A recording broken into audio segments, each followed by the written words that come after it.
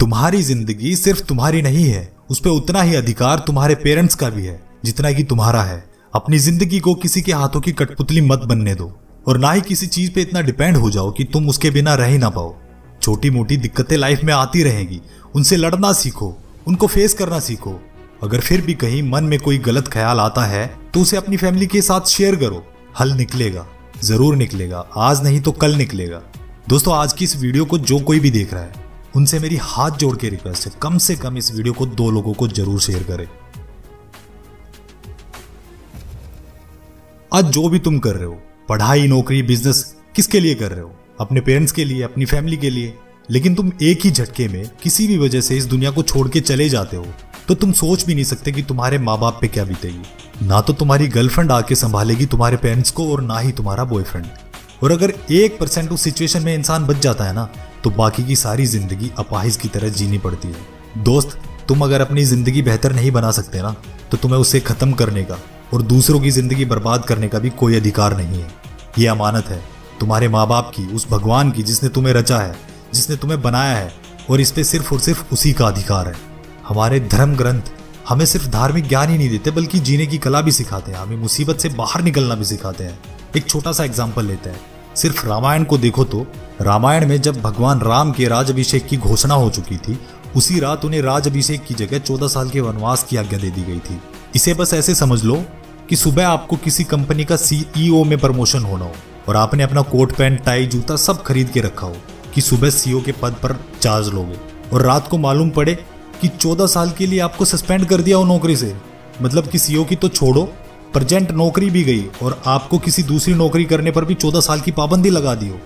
अगर ऐसे हालात आज के टाइम में किसी के साथ हो जाए ना, तो 90% लोग फांसी पे लटक जाएंगे कि अब जीवन में बचा ही क्या है। लेकिन राम ने वन जाने की आज्ञा पर खुशी जताई, खुशी खुशी वन गए। वन में माता सीता का अपहरण हो गया, लेकिन भगवान राम इस सिचुएशन में भी नहीं घबराए, बल्कि उन्होंने इसका पता लगाया। फिर पता लगाने पर मालूम चला कि सीता माता का अपहरण किसी रावण नाम के राक्षस ने किया है, जो बहुत ताकतवर है और उसकी पूरी लंका सोने की है। सिर्फ इतना ही नहीं, बल्कि लंका भी साला समुद्र के उस पार है, जहां पहुंचना नामुमकिन सा है। ये किसी को भी डिप्रेस करने के लिए काफी है कि कहा हम बिना किसी साधन के मात्र 2 भाई, और कहा सोने की लंका में रहने वाला रावण, जिसके पास एक से बढ़कर एक महाबली, एक से बढ़कर एक वीर योद्धा। क्या ये आत्महत्या के लिए पर्याप्त कारण नहीं है कि अब हम क्या कर पाएंगे इस परिस्थिति में? हम तो उस रावणवा से मुकाबला कर ही नहीं पाएंगे अब। लेकिन भगवान राम ने ऐसा कुछ नहीं सोचा, बल्कि उन्होंने अपने पास उपलब्ध संसाधन का सदुपयोग करते हुए अपनी सेना तैयार की। अगस्त मुनि से अनेकों अस्त्र शस्त्र प्राप्त किए, फिर सुग्रीव, जामवत, हनुमान और भी कई सारे महावीरों की मदद से लंका पर चढ़ाई की और उस रावण को मार गिराया। लास्ट में अयोध्या नगरी के चक्रवर्ती सम्राट बने।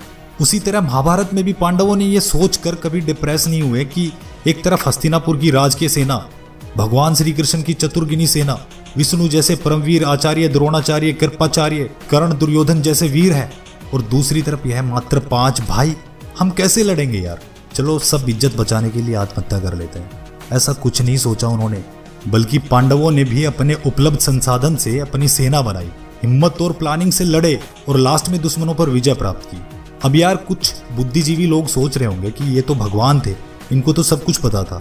तो मेरे भाई, मेरे दोस्त, हम भी इंसान हैं यार, हमें भी सब कुछ पता है। मानता हूं कि कल कैसा होगा किसी को नहीं पता, लेकिन आज तो है यार। अगर आज हम जिंदा है, हम सब कुछ कर सकते हैं। कल अगर इंसान ही नहीं रहेगा तो उसकी गलतियों का क्या करोगे? अचार डालोगे? माफ करना सीखो, लड़ना सीखो, अपनी प्रॉब्लम से फेस करना सीखो।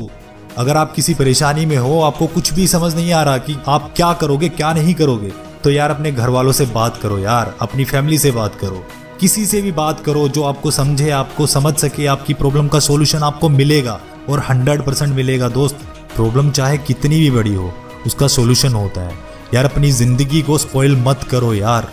आज आप छोटी छोटी बातों पे नाराज होके किसी भी बात को लेकर के डिप्रेशन बना लेते हो उसको। ये चीज सही नहीं है। आपके घर वालों पे क्या बीतती आप सोच भी नहीं सकते।